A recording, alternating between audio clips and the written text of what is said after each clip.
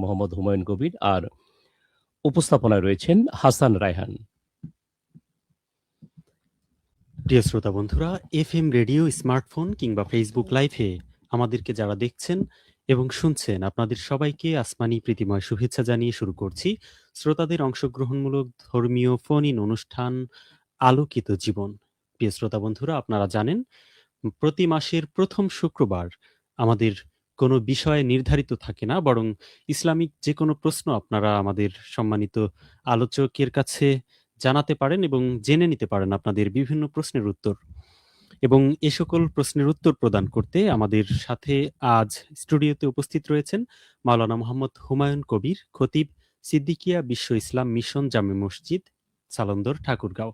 আসসালামু আলাইকুম শায়েখ, আপনাকে স্বাগত জানাচ্ছি বাংলাদেশ বেতার ঠাকুরগাঁও কেন্দ্রের স্টুডিওতে। ওয়ালাইকুম আসসালাম রহমতুল্লাহ। প্রথমেই জানতে চাই কেমন আছেন আপনি? আলহামদুলিল্লাহ, আল্লাহর রহমত ভালো আছি। প্রিয় শ্রোতা বন্ধুরা, আজকের যে উন্মুক্ত বিষয়, অর্থাৎ আপনারা যে কোনো প্রশ্ন করতে পারবেন, এজন্য কল করবার জন্য অনুষ্ঠান চলাকালীন সময়ে আমাদেরকে যে নম্বরে কল করতে পারেন সেটি জানিয়ে দিচ্ছি। 017302400037। আমি নম্বরটি আবারও বলছি, 017302400037।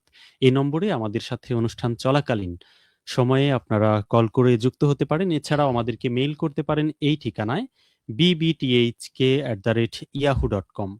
আমাদের সাথে যুক্ত হতে পারেন সামাজিক যোগাযোগ মাধ্যম ফেসবুকে। এজন্য যা করতে হবে, ফেসবুক অ্যাপ ওপেন করে সার্চ বক্সে গিয়ে লিখতে হবে BBTHKG, অথবা বাংলাদেশ বেতার ঠাকুরগাঁও লিখলে পেয়ে যাবেন আমাদের অফিসিয়াল ফ্যান পেজ, এবং সেখানে নির্ধারিত পোস্টে কমেন্ট করে জানাতে পারেন আপনার জিজ্ঞাসা এবং প্রশ্ন। এছাড়াও ফেসবুক লাইভ চলছে এই মুহূর্তে, লাইভে এসেও জানাতে পারেন আপনার জিজ্ঞাসা। আমাদের কাছে আরও একটি মাধ্যমে আপনারা চিঠি এবং চিঠি লিখে আমাদের সাথে যুক্ত হতে পারেন। সেটি করবার জন্য যেটি করতে হবে, বরাবর আলোকিত জীবন প্রযত্নে আঞ্চলিক পরিচালক বাংলাদেশ বেতার ঠাকুরগাঁও, ঠাকুরগাঁও 5100 এই ঠিকানায় লিখতে হবে। যদিও আজকে এই অনুষ্ঠানে লিখবার সময় শেষ, এবং আগামী অনুষ্ঠানের জন্য আপনারা চিঠি পাঠাতে পারেন। সেজন্যই যে ঠিকানায় লিখতে হবে সেটি আমি জানিয়ে দিলাম। এছাড়াও পবিত্র কোরআনে, প্রিয় শ্রোতা বন্ধুরা, আল্লাহ তাআলা বলেছেন মানব জাতির জন্য সর্বোচ্চ এবং সর্বোত্তম আদর্শ হচ্ছে ইসলাম। একজন মানুষ যখন ইসলামের ছায়াতলে পরিপূর্ণভাবে প্রবেশ করবে, নিশ্চয়ই সে মুক্তি পাবে। এবং আল্লাহ তাআলা পবিত্র কোরআনের আরো এক জায়গায় বলেছেন, তোমরা ইসলামে অর্ধেক কিংবা আংশিক প্রবেশ করো না, বরং পরিপূর্ণভাবে ইসলাম প্রবেশ করো। আমরা ইসলামে পরিপূর্ণভাবে প্রবেশ করবার জন্য বিভিন্ন প্রশ্ন বা জিজ্ঞাসা আমাদের মনের মধ্যে যে কোনো সময় উদয় হতে পারে, এবং সেটির সহজীকরণের লক্ষ্যে বাংলাদেশ বেতার ঠাকুরগাঁও কেন্দ্রের আয়োজন নিশ্চয়ই সহায়ক হবে, এই প্রত্যাশায় শুরু করব আজকের অনুষ্ঠান। এবং আজকের অনুষ্ঠানের শুরুতেই আমরা আমাদের সম্মানিত শায়েখের কাছে চলে যাব, এবং প্রথমেই জানতে চাইব, এই যে বলা হয়েছে আল কোরআনে যে ইন্নাদ্দিনা ইনদাল্লাহিল ইসলাম, এছাড়াও আরেক জায়গায় বলা হয়েছে তোমরা ইসলাম পরিপূর্ণভাবে প্রবেশ করো। আসলে একজন মুসলিম বা একজন মুমিন কিভাবে ইসলামে পরিপূর্ণভাবে প্রবেশ করবে, আর ইসলাম কেনই বা একটা পরিপূর্ণ ধর্ম? আলহামদুলিল্লাহ, সুন্দর কথা বলছেন। আল্লাহ তাআলা বলছেন, ইয়া আইয়ুহাল্লাযীনা আমানু দুখুলু ফিস-সিলমি কাফা, তোমরা ইসলামের মধ্যে ঢুকে যাও পরিপূর্ণ। ওয়ালা তাত্তাবিউ খুতুওয়াতিশ শাইতান, আর কোন সময়ের জন্য ইবলিস এবং শয়তানের অনুকরণ করা যাবে না। আল্লাহ তাআলা অন্যখানে বলছেন, আফাতুমিনুনা বিবাদিল কিতাব ওয়া তাকফুরুনা বিবাদ। আপনার আমার যখন আমরা বললাম যে আল্লাহর উপরে আমরা পরিপূর্ণ ঈমান আনলাম, আমাদের যতগুলো বিধান আল্লাহ তাআলা দিয়েছেন সবগুলো আপনাকে মানতে হবে। এখানে আপনার যেগুলো আপনার জন্য আমার জন্য ভালো মনে হয় সেগুলো করলাম, আর যেগুলো একটু অসুবিধা বা কষ্টদায়ক ওগুলা থেকে এড়িয়ে গেলাম। আল্লাহ তাআলা এই কথাটা কিন্তু বলেননি। এই জন্য বলছে আফাতুমিনুনা, তোমরা কি ঈমান আনবে বিবাদিল কিতাব ওয়া তাকফুরুনা বিবাদ, কিছু মানবে আর কিছু অস্বীকার করবে, এটা যেন না হয়। আরেকটা কথা হলো যে আমি যখন ইসলামের মধ্যে ঢুকে গেলাম, আল ইয়াউমা আকমালতু লাকুম দীনাকুম ওয়া আতমামতু আলাইকুম নি'মাতি ওয়া রাদিতু লাকুমুল ইসলাম দীনা। তো আল্লাহ তাআলা এই দ্বীন ইসলামকে এই জন্য পরিপূর্ণ করে দিয়েছেন যে এর মধ্যে কোনো রকমের অসামঞ্জস্য এবং মানে অপরিপূরক এরকম কোনো জিনিস নাই যে আপনার ঘাটতি থেকে গেল। হুম, যত রকমের আপনার জন্ম থেকে মৃত্যু পর্যন্ত হুম, হুম। এবং মৃত্যুর পরবর্তীতে আপনি জান্নাতে যাওয়া পর্যন্ত আপনার কোথায় কি কেমন লাগবে সবগুলা কিন্তু কোরআন এবং হাদিসে আল্লাহ তাআলা এবং রাসূলের মাধ্যমে জানায় দিয়েছেন। সুবহানাল্লাহ। জি। আমরা একটি ফোন কল নিয়ে নিতে চাইবো। শ্রোতা বন্ধু যুক্ত হয়েছেন আলোকিত জীবন অনুষ্ঠানে, পরিচয় দিয়ে প্রশ্ন করুন। ওয়ালাইকুম আসসালাম। শ্রোতা বন্ধু লাউড স্পিকার বন্ধ করে নিন। জি আলহামদুলিল্লাহ ভালো আছি। প্রশ্ন করুন পরিচয় দিয়ে। বলতে চাইছিলাম আমি কি আমরা বিয়ে হোক আর যেমন হোক মানে কি করলে আমরা গরিব হই, কি করলে? শ্রোতা বন্ধু লাউড স্পিকার বন্ধ করে কথা বলুন, আমরা আপনার কথা অস্পষ্ট শুনতে পাচ্ছি। মানে কি কারণে মানুষ গরিব হয় জি আমাদের সাথেই থাকুন। ওইটা বলতে চাই। জি তিনি জানতে চেয়েছেন যে কি কারণে মানুষ গরিব হয়, ইসলামে এরকম নির্দেশনা আছে কিনা বা এরকম আসলেই পরামর্শ আছে কিনা? পরামর্শ হইল যে যদি আপনার ব্যবসা বাণিজ্য এবং কৃষি যেগুলাতে আপনার যদি সচ্ছলতা থেকে থাকে, আপনার ঠিকভাবে যদি আপনি ব্যবহার করতে পারেন, হুম, যেভাবে চলার জন্য বলা হয়েছে, হুম, তাহলে আল্লাহ চাহে তো আপনার ওই ব্যবসার মধ্যে বা কৃষির মধ্যে, চাকরির মধ্যে আপনি যেটাতেই থাকেন না কেন, আপনি গরিব ইনশাল্লাহ হবেন না। হুম, আপনার যাহা কিছু আয় হবে আপনি ঠিকভাবে খাবেন, চলবেন, কোনো অসুবিধা নেই। কিন্তু আপনার টাকা পয়সা থাকা সত্ত্বেও যদি আপনি টাকাটা অহেতুক খরচ করেন, হুম, আপনি যদি খেলায় অথবা বিভিন্ন জায়গায় নষ্ট জি, করে দিয়ে দেন, তখন তো হুম, আপনার সম্পদ কমে যাবেই। হুম, তো এই ব্যাপারে আপনার সচেতন হতে হবে যে যাতে আমি যে সম্পদ কামাই করছি, আমি হুম, কতটুকু আয় করছি, ওই অনুপাতে আপনাকে ব্যয় করতে হবে। হুম, আর অপচয় কোনো করা যাবে না। জি, আর অতিরিক্ত যে খরচটা যেটা আপনার শরীয়তে এই আপনার অনুমতি দেয় না, এরকম যদি আপনি খরচ তাও করতে থাকেন হুম, এবং বিশেষ করে যেই খেলাগুলা নিষিদ্ধ আছে, হুম, যেগুলা খেলার মাধ্যমে অনেক ছেলেমেয়ে এখন এই আপনার বিশেষ করে যে মোবাইলের মাধ্যমে খেলে, অনলাইন জুয়া, অনলাইনে যে খেলা হুম, জুয়াগুলা, ক্যাসিনো খেলে, অনেক ছেলে কিন্তু সর্বনাশ হয়ে গেছে। জি, তো আলহামদুলিল্লাহ অনেকেই কিন্তু এগুলোতে যায় না এবং করে না। তাতে তাদের কোন রকমের গরিব হওয়ার বা কোন এই নিঃস্ব হয়ে গেছে এমন কিন্তু দেখা যায় না। জি, এইজন্য আমরা চেষ্টা করব যে আমাদের যাহা কিছু কামাই আমরা করি না কেন সে ঠিকভাবে খাওয়া, চলা, যেটা লাগবে সেইভাবেই চলা। তাহলে ইনশাআল্লাহ আমাদের গরিব হওয়ার কোন সম্ভাবনা থাকবে না। এবং এই শ্রোতা বন্ধুর প্রশ্নের আলোকে আমি আরো একটি প্রশ্ন আপনার কাছে জানাতে চাই এবং জানতে চাই সেটির উত্তর। আজ হচ্ছে ১লা মে জি, আন্তর্জাতিক আ আ শ্রমিক দিবস জি, জি, যেটিকে বলছি আমরা। জি, এবং এই দিন অর্থাৎ এই শ্রমিকদের পারিশ্রমিক কিংবা শ্রমিকদেরকে নিয়ে ইসলামে কোনো ভাষ্য আছে জি কিনা? আছে কিংবা আলহামদুলিল্লাহ। এটির সাথে কিন্তু গরিব হওয়া বা ধনী হওয়ার একটি সম্পর্ক রয়েছে। জি, কেউ যদি অলস বসে থাকে তার কিন্তু উপার্জন হবে না। কেউ যদি জি, কাজ করে জি, সেক্ষেত্রে উপার্জন হবে। অর্থাৎ শ্রমিকদের ব্যাপারে ইসলামে কি বলা হয়েছে? জি। যেমন আল্লাহ রাসূল সাল্লাল্লাহু আলাইহি সাল্লাম বলছেন, "উ'তুল আজিরা আজরাহু ক্বাবলা আন ইয়াজিফা ইরকাহু।" হু, হু। যখন আপনি কাউকে কোনো পরিশ্রম করা নিলেন, তার ঘামটা শুকার আগেই তার পারিশ্রমিক দিয়ে দাও। এটা আচ্ছা, বলে দেওয়া আছে। আচ্ছা। তো মদিনাতে আনাস রাদিয়াল্লাহু তাআলা থেকে একটা হাদিস বর্ণনা আছে। হুম, একজন সাহাবী আল্লাহ রাসূলের কাছে আসে কিছু চাইলেন। জি, বললেন যে, ইয়া রাসূলুল্লাহ আমাকে কিছু আপনি দান করেন। তো রাসূলুল্লাহ সাল্লাল্লাহু আলাইহি ওয়াসাল্লাম তখন বললেন যে, "তোমার বাড়িতে কি আছে?" বলছে, "একটা কাঁথা আছে। হুম, ওইটা আমি অর্ধেক দিয়েছি, অর্ধেকটা আমি পাইনি। আর কি আছে?" বলছে, "একটা পাত্র আছে।" বলছে, "ওটা নিয়ে আসো।" নিয়ে আসছেন। তো রাসূলুল্লাহ তখন সমস্ত সাহাবীদের মাঝে বলছেন যে, "কে এগুলা নিবা?" তো একজন বলছে, "আমি ১ দিরহামে নিবো।" আচ্ছা, রাসূলুল্লাহ চুপ করে আছেন। আবার বলছেন, "কে এগুলা নিবা?" নিয়ে তখন বলছে যে, "আমি নিবো ২ দিরহামে।" তখন রাসূলুল্লাহ ওইগুলা দিয়ে দিয়েছেন ওকে। আর ২ দিরহাম দিয়ে এনাকে বলছেন যে, "আপনার খাবার-দাবার যাহা কিছু লাগবে এগুলা আপনি সারেন। হুম, আর একটা কুঠার কিনে আসেন।" হুম, কুঠার কিনছে, বলছে যে, "ওইটা তুমি নিয়ে আসবা আমার কাছে।" এই কুঠার নিয়ে আসার পরে রাসূলুল্লাহ নিজের হাতে উনাকে আছুরিটা লাগায় দিলেন, যেটা দিয়ে কাটবে। আচ্ছা, এই লোহাটা এবং এই হাতুড়িটা মিলে উনাকে বলল যে, "তুমি কাটবা আর ১৫ দিন আমার কাছে আসবা না।" আচ্ছা, তো ইনি যাইতেন, পরিশ্রম করতেন, আর কাটতেন আর বিক্রি করতেন। অল্প দিনের মধ্যে ইনি স্বাবলম্বী হয়ে গেছে। হুম, আর অভাব নাই। রাসূলুল্লাহর কাছে বলছেন, "ইয়া রাসূলাল্লাহ, এই কয়েকদিন আমি ১০ থেকে ১২ দিরহামের মালিক হয়েছি।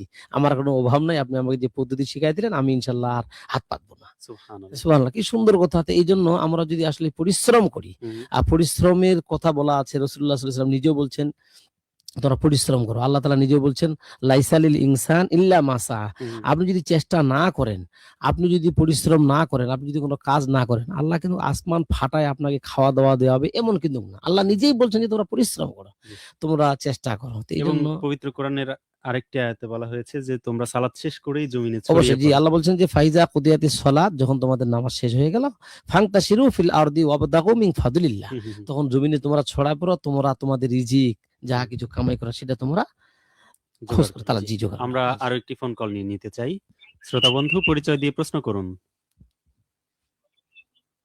শ্রোতা আসসালামু বন্ধু, আলাইকুম। ওয়ালাইকুম আসসালাম।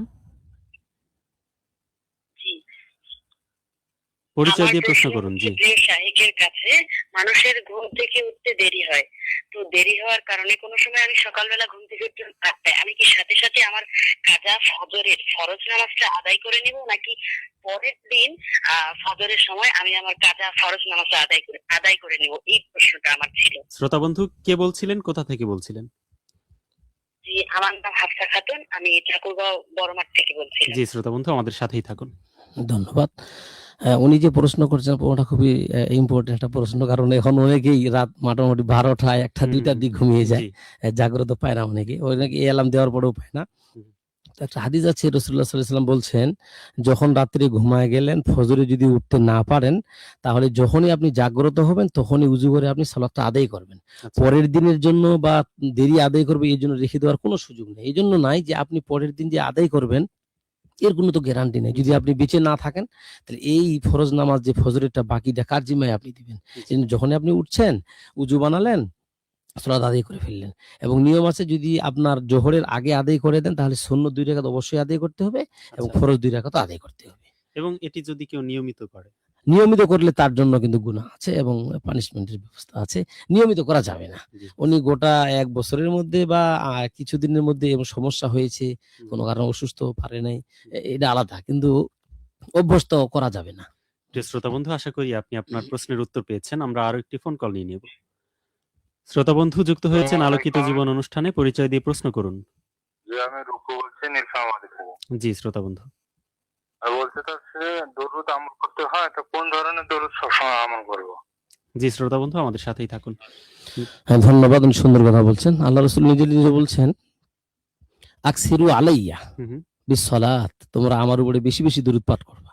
আচ্ছা, এখন বিশেষ করে জুমার দিনে যখন আপনার সূর্যটা ডুবে যাবে, বৃহস্পতিবার রাত থেকে শুরু করে শুক্রবারের সূর্য ডুবার আগ পর্যন্ত, এই কথাটা আল্লাহ রাসূল বেশি বলছেন। আচ্ছা, তাছাড়া যদি আপনি অন্যান্য সময় পড়তে চান পড়তে পারবেন, এবং বেশি বেশি দরুদ পড়ার জন্য আল্লাহ রাসূল নিজেও বলছেন, হুম, উযু লাগবে না, এটা একটা জিনিস। জি, আরেকটা হলো যে আপনি দরুদ যদি বড়টা নাও পড়তে পারেন, যেটা আমরা নামাজে আদায় করি, আল্লাহুম্মা সাল্লি আলা মুহাম্মাদ ওয়া আলা আলি মুহাম্মাদ, এটা, এবং আল্লাহুম্মা বারিক আলা মুহাম্মাদ, এটা।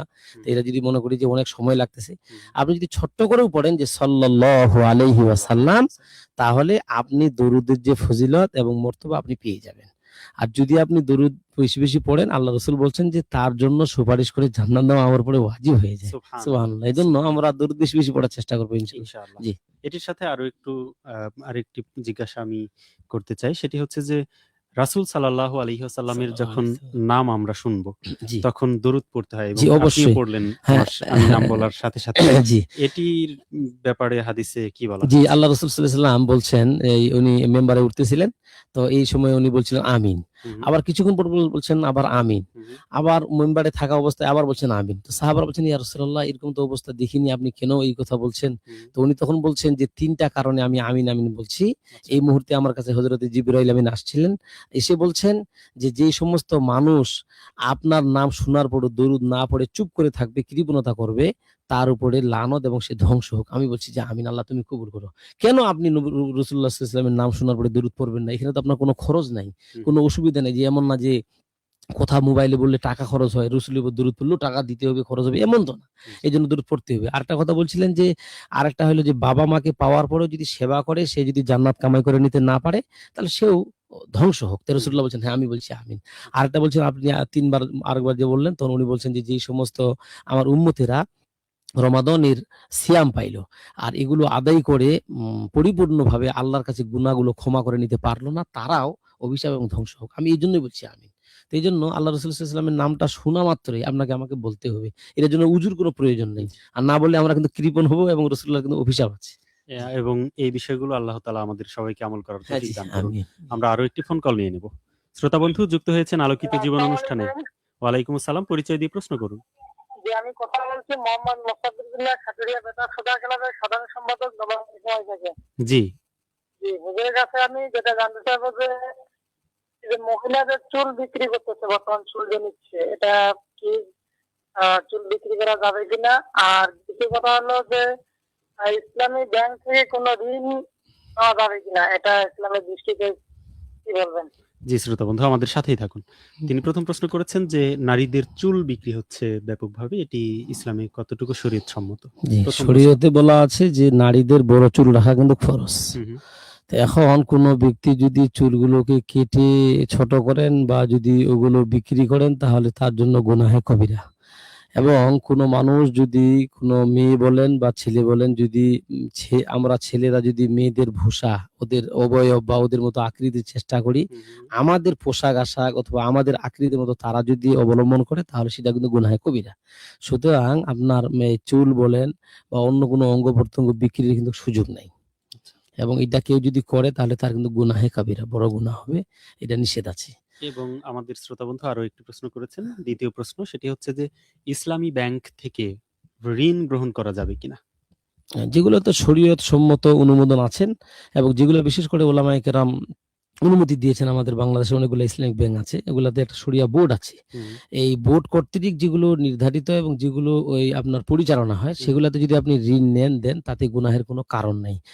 যদি এখানে ওনারা কোনো রকমের লুকোচুরি করে তাহলে ওনারা দায়, যেহেতু ওখানে আলেম ওলামা আছেন। হুম হুম। তো আর যদি আপনাকে সন্দেহ থাকে যে ওনারা মনে হয় কোনো রকমের এই অন্য কোনো পথ অবলম্বন করছেন, এমন যদি সন্দেহ আপনার লাগে হুম। ওই জিনিসটা না যাওয়াটাই আপনার জন্য বেটার এবং ভালো, যদি আপনি আমরা চলতে পারেন। জি আমরা আরো একটি ফোন কল নিয়ে নেব। শ্রোতা বন্ধু পরিচয় দিয়ে প্রশ্ন করুন। লাউড স্পিকার বন্ধ করে কথা বলুন। অনুগ্রহপূর্বক লাউড স্পিকার বন্ধ করে কথা বলুন। জি প্রশ্ন হলো যে শাওয়াল মাসের 6টা রোজা, জি 6টা রোজা মনে করেন যে 15 দিনের ভিতরে দিলে ভালো হয়। আর জি যদি মনে করেন যে 15 দিন পার হয়ে যায় তাহলে কি সব পাওয়া যাবে না কি যাবে না? জি শ্রোতা বন্ধু কে বলছিলেন, কোথা থেকে বলছিলেন? জি তিনি প্রশ্ন করেছেন যে শাওয়াল মাসের রোজা রাখতে হয়, এটি 15 দিনের মধ্যে রাখা উত্তম এবং 15 দিন পার হয়ে গেলে রাখা যাবে কিনা এরকম তিনি না, জিজ্ঞেস করেছেন। আল্লাহ রাসূল বলছেন যে মান সামা রমাদান সুম্মা আতবাহু সিত্তা মিন শাওয়াল কানা কাসিয়ামিদ দাহর। হুম হুম। আল্লাহ রাসূল সাল্লাল্লাহু আলাইহি ওয়াসাল্লাম বলছেন যে রমজান মাসের পরে কেউ যদি শাওয়াল মাসে 6টা রোজা রাখে তাহলে সে পরিপূর্ণ 1 বছর রোজা রাখার সওয়াব পাবে। জি সুতরাং এই 6টা রোজা রাখার জন্য পুরা 29 দিনেই আপনার সময় আছে। জি আপনি যখনই সময় পাবেন তখনই আপনি রেখে দিয়ে দিলেন। এই মাসের মধ্যে, শাওয়াল মাসের মধ্যে আপনাকে শেষ করতে হবে। জি যদি আপনি মনে করেন যে আমি ওই সময় পারলাম না, অসুস্থতা ছিলাম বা ব্যস্ত ছিলাম, পরে করব, তাহলে আপনার ওই শাওয়াল মাসের ফজিলত পাইলেন না, পরের মাসের অন্য রোজার আপনি ফজিলত পাবেন। জি এবং আরো একটু জিজ্ঞাসা আমি যুক্ত করতে চাই, সেটি হচ্ছে যে এমনি অন্যান্য মাসগুলোতে কোনো রোজা রাখার বিধান ইসলামে আছে কিনা এবং জি, সেগুলো কোনগুলো? আছে আলহামদুলিল্লাহ। রাসূলুল্লাহ সাল্লাল্লাহু আলাইহি ওয়াসাল্লাম উনি রাখতেন প্রতি মাসের সোমবার এবং বৃহস্পতিবার। হুম হুম। আর একটা হইলো যে প্রতি মাসের 13, 14 এবং 15, এটাকে আইয়ামে বীজ বলা হয়। আচ্ছা এগুলো রোজা রাখতেন এবং এগুলো অনেকগুলো ফজিলত আছে।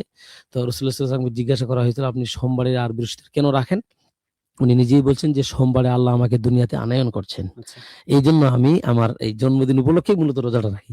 তো বলছে এটা না হয় রাখলে তো বৃহস্পতিবার। তো উনি বলছেন একটা কথা যে প্রত্যেক বান্দার এবং বান্দির আমলগুলো হুম, সপ্তাহের 2 দিন আল্লাহর কাছে পৌঁছায় দিয়ে দেয় ফেরেশতাগুলো। আচ্ছা একটা হইলো বৃহস্পতিবার, একটা হইলো সোমবার। আপনি কি করলেন এগুলা পৌঁছায় দিয়ে দিল। বৃহস্পতি থেকে সোমবার কি করলেন পৌঁছায় দিয়ে দিল। আচ্ছা তো উনি বলছেন যে আমি এইজন্য রোজাগুলো রাখছি যাতে আমার আমলগুলো রোজা থাকা অবস্থায় আল্লাহর কাছে পৌঁছে যায় এবং আল্লাহ যেন আমার উপরে খুশি হয়, এজন্য আমি রোজা থাকি। সুবহানাল্লাহ। আমরা একটু ফেসবুক লাইভে চলে যাব। আমাদের শ্রোতা বন্ধুরা যুক্ত হয়েছেন, অনেকেই দেখছেন, প্রশ্ন করছেন এবং আমাদের সাথে যুক্ত রয়েছেন। আমরা প্রথমে আমাদের সাথে যুক্ত রয়েছেন রায়হান ফিজা, তিনি আমাদেরকে সালাম জানিয়েছেন। ওয়ালাইকুম আসসালাম।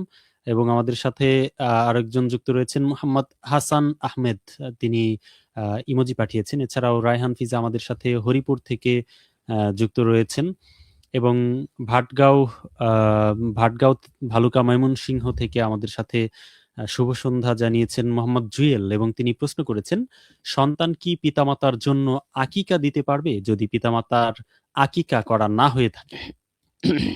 সুন্দর প্রশ্ন।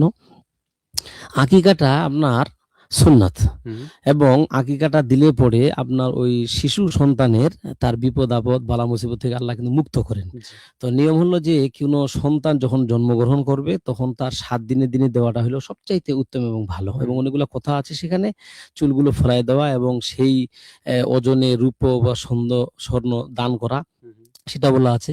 এখন যদি কোনো কারণে হয়তো ওনারা জানেন না, আগের মানুষ দেন নাই, জি। তাহলে যদি পরবর্তীতে ওনার বাবা অথবা ওনার অন্য কোনো আত্মীয় দিতে চান, দিতে পারবেন, তাতে কোনো বাধা নেই এবং সওয়াব ওনারা পেয়ে যাবেন। আর দুনিয়াতে যদি বেঁচে থাকেন তাহলে তো বিপদ-আপদ থেকে আল্লাহ রক্ষা করবেনই। আর যদি দুনিয়াতে নাও থেকে থাকেন, পরকালে যদি যায়, তাও আল্লাহ তাআলা ওনাদেরকে সদকার হিসাবে সওয়াব দান করবেন। এবং যদি কেউ নিজের আকিকা করতে চায়, সেক্ষেত্রে ধরেন যে আমি ছোটবেলায় আমার আকিকা দেয়া হয়নি, আমি আমার পিতামাতার কাছে শুনেছি এবং এখন আমি এটি দিতে পারবো কিনা? না, যদি পিতামাতা দেয়নি এরকম বলেন, তাহলে পিতামাতা যদি এখন দিতেও চান তাও পারবেন। তবে একটা কথা মাসালা লিখছে, বেহেশতে জুরের মধ্যে পাওয়া যায়, সেটা হলো যে আপনি যেদিন জন্মগ্রহণ করেছেন ওই দিনের আগের দিনটা খালি যেন হয়, আপনার 5 বছর পরে করুক আর 20 বছর পরে করুক। অর্থাৎ কেউ যদি শুক্রবারে জন্মগ্রহণ তাহলে করে সে বৃহস্পতিবারে করবে। যদি আকিকা করবে। বৃহস্পতিবারে জন্মগ্রহণ করে তাহলে সে বুধবারে করবে, ৭ম দিন। ওই দিনটা খালি মনে যদি থাকে সবচাইতে ভালো। আর ছেলে যদি হয় তাহলে 2টা দিবে ছাগল, আর মেয়ে হলে 1টা দিবে ছাগল।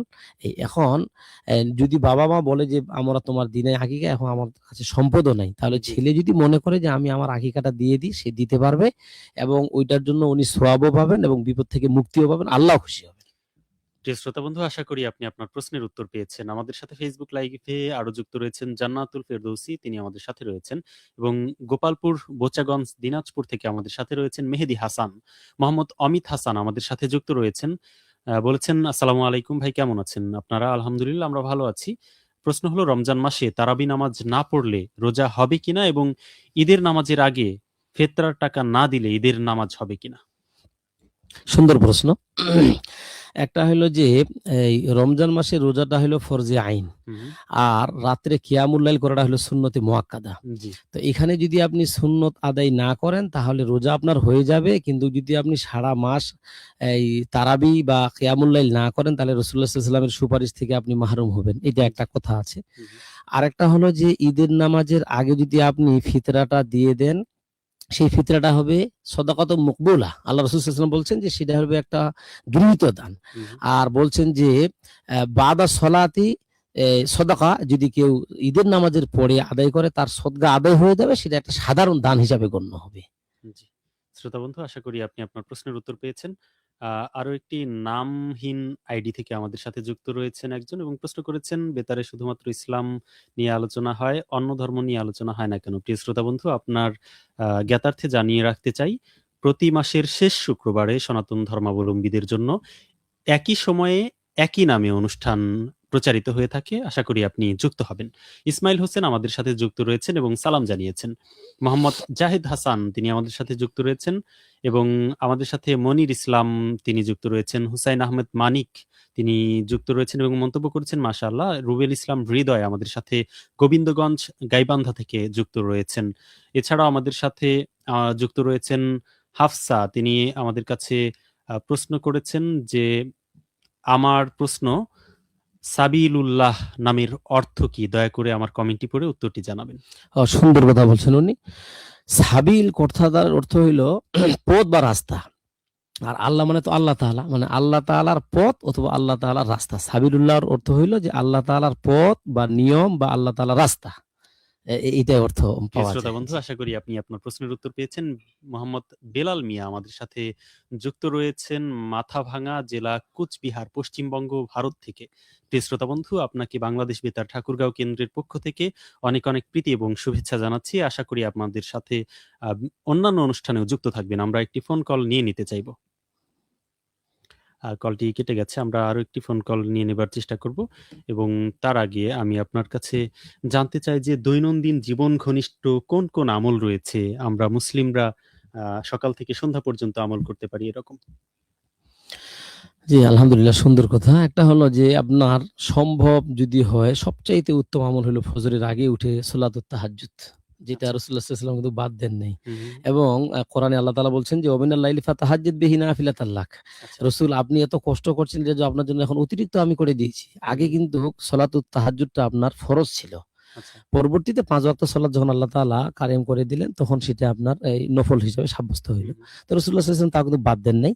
তো হাদিসে পাওয়া যায় যে কেউ যদি তাহাজ্জুদটা আদায় করেন এবং শেষ রাত্রে ওইভাবে নিয়মিত করেন, তাহলে আল্লাহ তাআলার পক্ষ থেকে একেবারে শেষ আসমানে আল্লাহ নামেন। কেউ বলছে আল্লাহর রহমত আসে, এবং বলছে কেউ কি অসুস্থ আছে যে আমার কাছে চাও আমি তাকে সুস্থ করে দিব। কেউ কি বিপদগামী আছে তার বিপদ আমি দূর করে দিয়ে দিব। কারো কি অভাব আছে যে তার রিজিকের সমস্যা, আমি তার রিজিকটা প্রশস্ত করে দিয়ে দিব। জি। এরকম ভাবে ডাকা হয়। এজন্য আমি চেষ্টা করব সবসময় অবশ্যই তাহাজ্জুদ, এরপরে ফজরের আজান যখন হয়ে যাবে তখন আমি চলে যাব মসজিদে বা জামাত আদায় করা। এবং জামাত আদায় করার পরে সম্ভব যদি হয়ে থাকে আমি মসজিদেই থেকে যাব, আপনি থেকে যাবেন, ওখান থেকে আসার দরকার নাই। সেখানে আবার 2 রাকাত সালাত আছে, সেটা হলো আপনার ইশরাক। যেটা ইশরাকের কথা আল্লাহ রাসূল সাল্লাল্লাহু আলাইহি ওয়াসাল্লাম বলছেন, আপনি যদি 2 রাকাত ইশরাকের সালাত আদায় করেন তাহলে আপনি পরিপূর্ণ একটা হজ্জের সওয়াব পাবেন। সুবহানাল্লাহ। এই কথাটা বলা আছে। এবং এরপরে আপনি কোরআন তেলাওয়াত, এরপরে আপনার যদি সম্ভব হয় এই চাশতের নামাজ, এরপরে যদি সম্ভব হয় জাওয়াল নামাজ, যদি না হয় আপনি অন্যান্য কাজগুলা করলেন। এরপরে জোহরের আগে অবশ্যই প্রস্তুতি নেওয়া এবং জোহরে মসজিদে যাওয়া।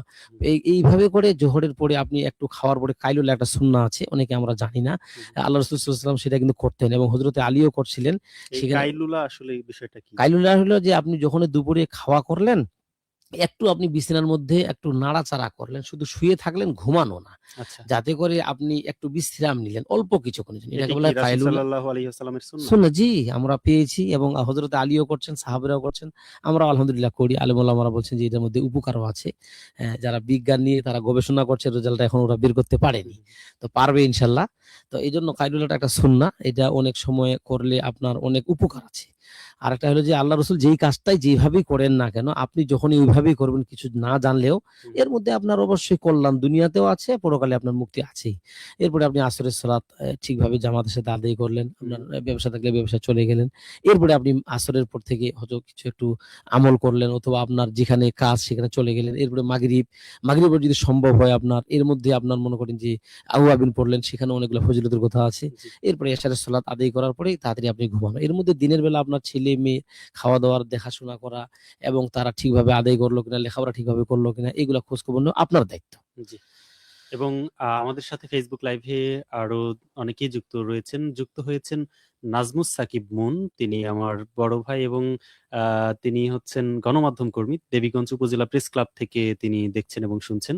আপনাকে অনেক অভিনন্দন এবং শুভেচ্ছা। এছাড়াও যুক্ত রয়েছেন আর.এম. মিজান। আমি আপনাদের আলোচনা মনোযোগ দিয়ে শুনছি এবং শুনে অনেক ভালো লাগছে, এমনটি মন্তব্য করেছেন। আপনাকে অনেক ধন্যবাদ যুক্ত হবার জন্য। মোস্তাকিন ইসলাম আমাদের সাথে যুক্ত রয়েছেন সোনারায় ডোমার নীলফামারী থেকে। অসংখ্য ধন্যবাদ শ্রোতা বন্ধু। আমরা আরো একটি ফোন কল নিয়ে নিতে চাই।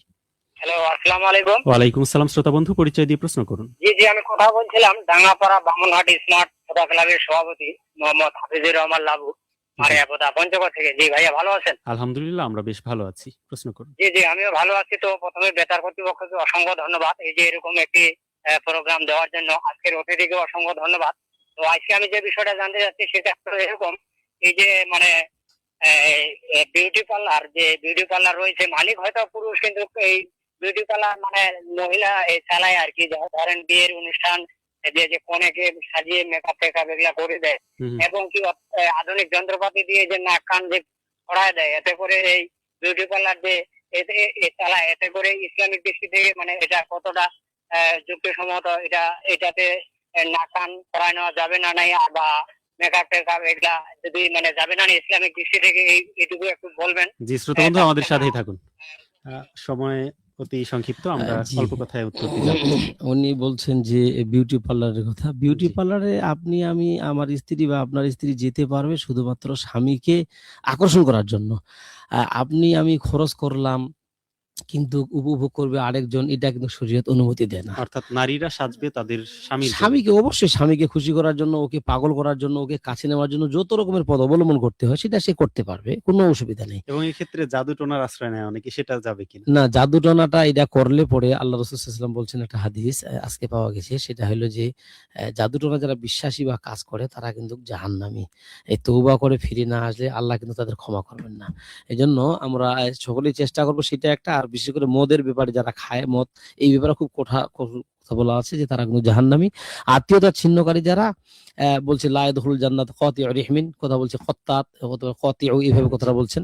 তো এই আত্মীয়তা ছিন্নকারী, মদ পান করা আর জাদুটনা ব্যাপারটা, এই যে আজকে আবার শোনা গেল যে করলে পরে সে জাহান্নামী তারা। এই এবং জন্য এক কথায় আমরা আরেকটি প্রশ্নের উত্তর জানতে চাই আপনার কাছে। বেলাল মিয়া আমাদের সাথে যুক্ত হয়ে প্রশ্ন করেছেন, আকিকার গরুর চামড়া ইমাম খেতে পারবে কিনা? অর্থাৎ ইমামকে দিয়ে যদি আকিকার গরু জবাই করায় সেটির চামড়া ইমামকে না, আর দিবে কিনা বা খেতে আপনার পারবে কিনা? যখন আপনি গরুটা জবাই করলেন তখন কিন্তু আপনি ইচ্ছা করলে গোটাটাই খেতে পারবেন, চামড়াও আপনি নিতে পারবেন। এটা কোনো অর্থাৎ নিজ জি যে জি নিজ, মালিক সে। হ্যাঁ জি। এখন উনি যদি মনে করেন যে আমি কাউকে হাদিয়া দিয়ে দেবো, হাদিয়া উনি দিতে পারেন, কিন্তু ইমাম সাহেবকে ওই চামড়াটা বিক্রি করে টাকা দেওয়ার কোনো দরকার নেই। এবং যদি উনি মনে করেন যে আমি দিব, তাহলে উনি যদি গরিব হয়ে থাকেন, খাওয়ার যদি উপযোগী হন, ইমাম মুয়াজ্জিন বা আমার নিজের আত্মীয় যদি হয় কাছে, তা দিতে পারবে সেটা। আমরা একেবারে অনুষ্ঠানের শেষ প্রান্তে অবস্থান করছি, বিদায় নেব আজকের অনুষ্ঠান থেকে। এবং আজকের সম্মানিত ইমাম, আপনাকেও ধন্যবাদ জানাচ্ছি এই আয়োজনে যোগ দেবার জন্য। প্রিয় শ্রোতা বন্ধুরা, কথা হবে আগামী পর্বে ভিন্ন কোনো বিষয় নিয়ে, অন্য কোনো অতিথিকে সাথে নিয়ে। ততক্ষণ পর্যন্ত সবাই ইমানের যত্ন নিন, আখিরাতের সওদা করুন, এই প্রত্যাশায় শেষ করছি আজকের আলোকিত জীবন। আল্লাহ হাফেজ।